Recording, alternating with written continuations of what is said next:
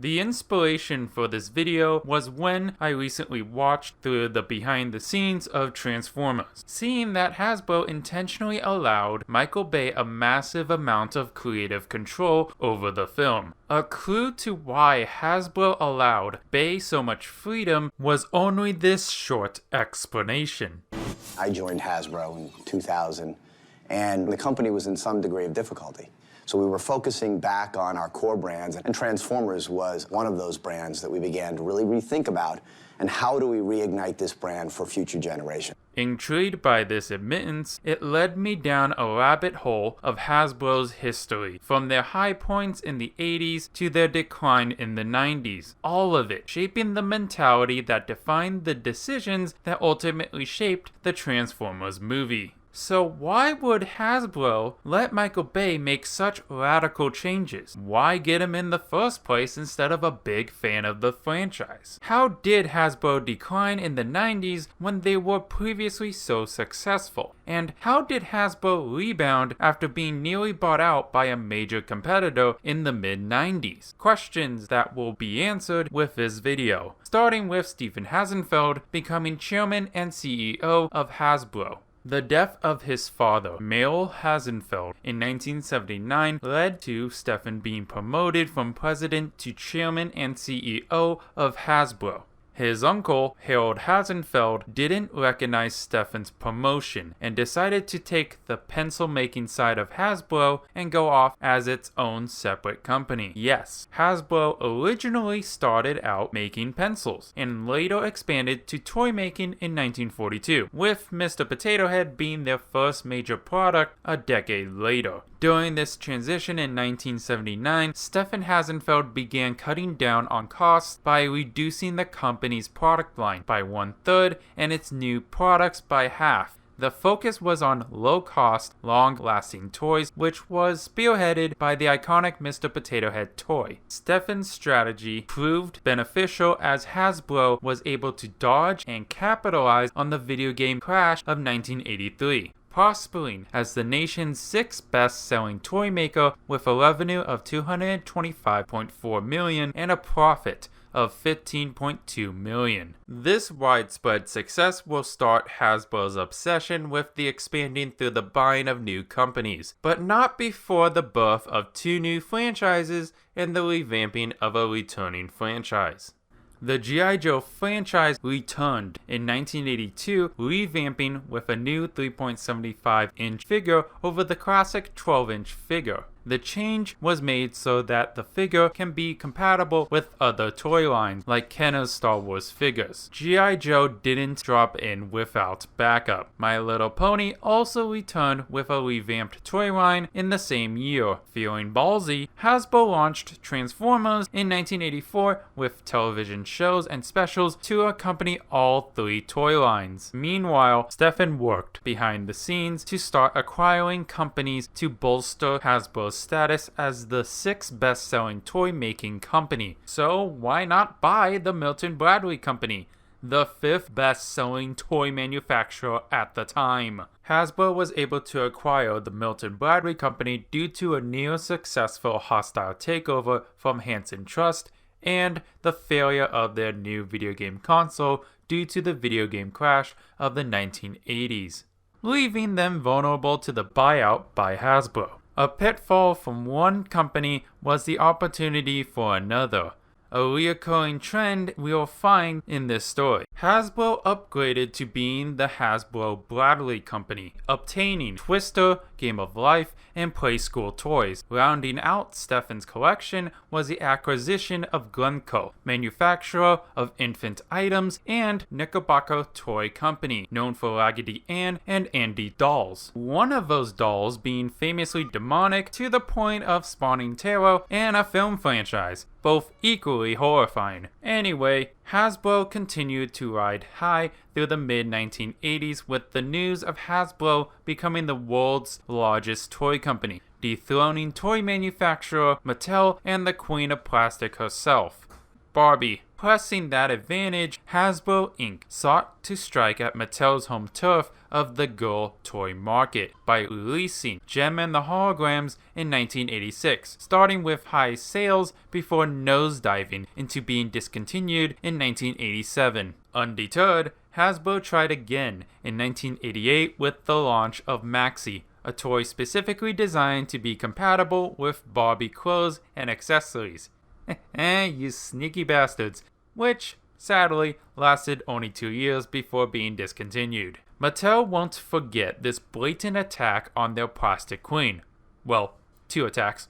And they'll wait to strike when Hasbro is weakest, like a Komodo dragon stalking an American tourist. Stefan Hasenfeld managed to score one last win before the end of the 80s, acquiring bankrupt Coleco for $85 million in 1989. Coleco held the rights to Scrabble, Parcheesi, Cabbage Patch Kids, and other children's furniture. A quick aside, it's amazing how behind all this 80s nostalgia, there's a corporate battle royale between long-standing companies. Many of these are over half a century old and are now being processed by the corporate machine.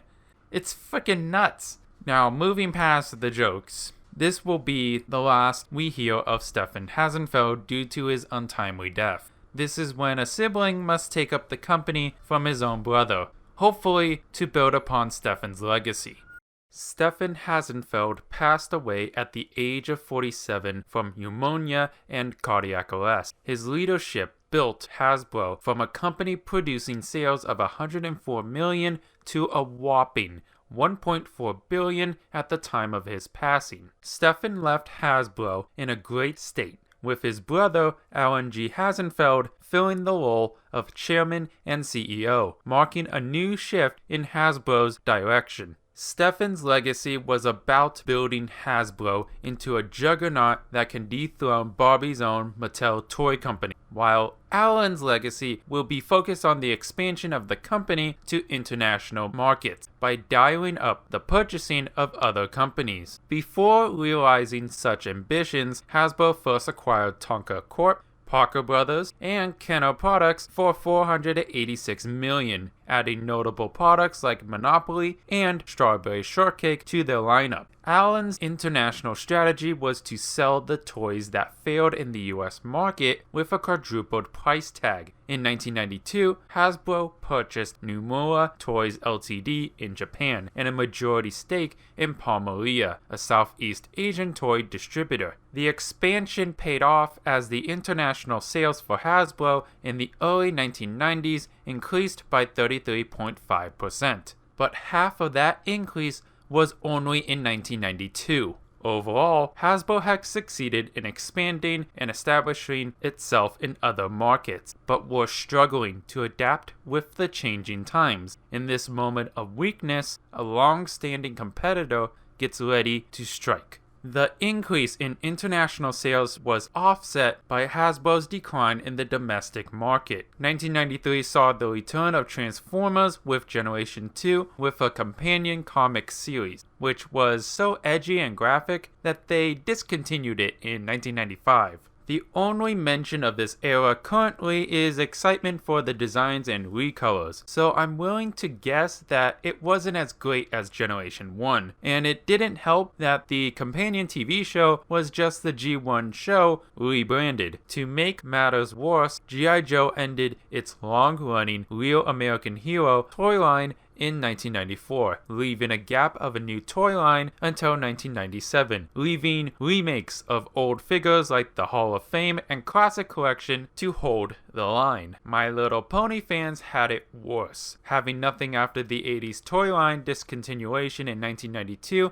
until 1997. These three juggernauts in the 80s became a shell of their former self, and will continue to set the trend of the decline plaguing Hasbro. The only safety net to offset the big three shortcomings were product tie-in toy lines like Jurassic Park and Barney. Unfortunately, this will prompt Allen to disregard the big three and to stay focused on developing new products. Hasbro pushed forward with these new ideas, developing its own working virtual reality headset system to be sold to the public. But like most VR systems, it was too expensive at the time to gain enough traction. The scrapping of the VR project cost Hasbro $59 million, suffering a similar fate to Hasbro's other early attempts to enter the video game market. Hasbro originally hoped to use their newly acquired stock in Virgin Interactive Entertainment, and yes, the ironic appeal to a stereotype is not lost on me,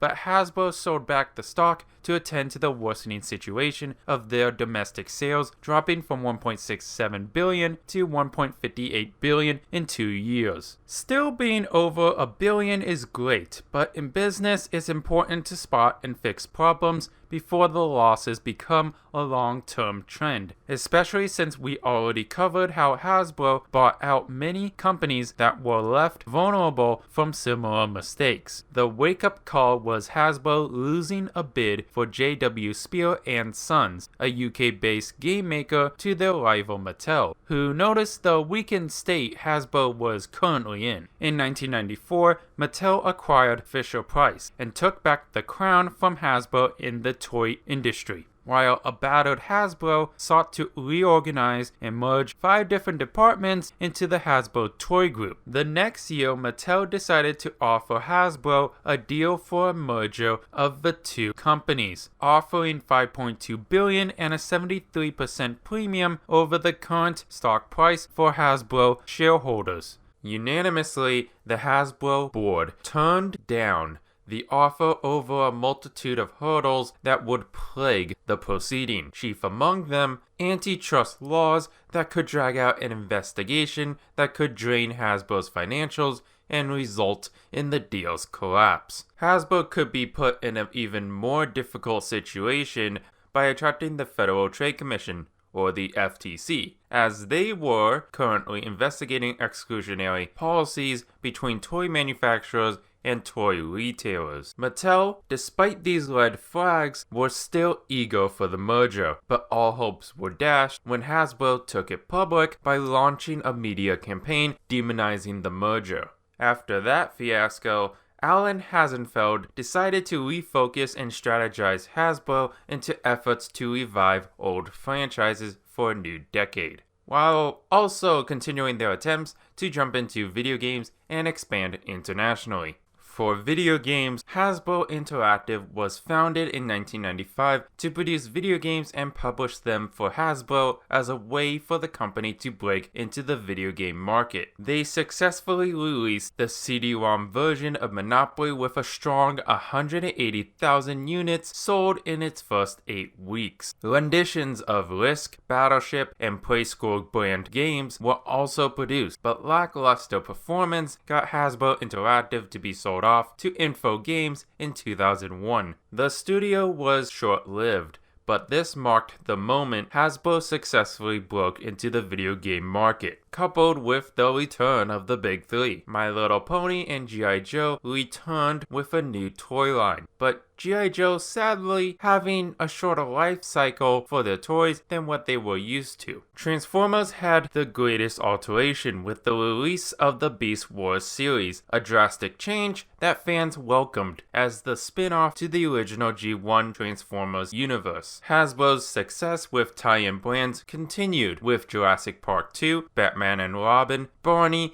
and the theatrical re-releases of the original Star Wars trilogy. Hasbro's toy lines were firing on all cylinders, compelling the company to purchase access to strong brands like Pokemon for $325 million and Wizards of the Coast for the same price. Additionally, Hasbro's board games will continue to hold strong relevance throughout the decades, through video game versions across multiple platforms and great marketing. Besides the failure of the build-to-rule toy line, Hasbro came into the next century strong, with multiple revenue pipelines to maintain its billion-dollar appetite. This wasn't enough though. Learning from his mistakes from the early 90s, Alan Hasenfeld sought to keep the big three relevant by revamping them again for the next century, a trend that we still continue to see today.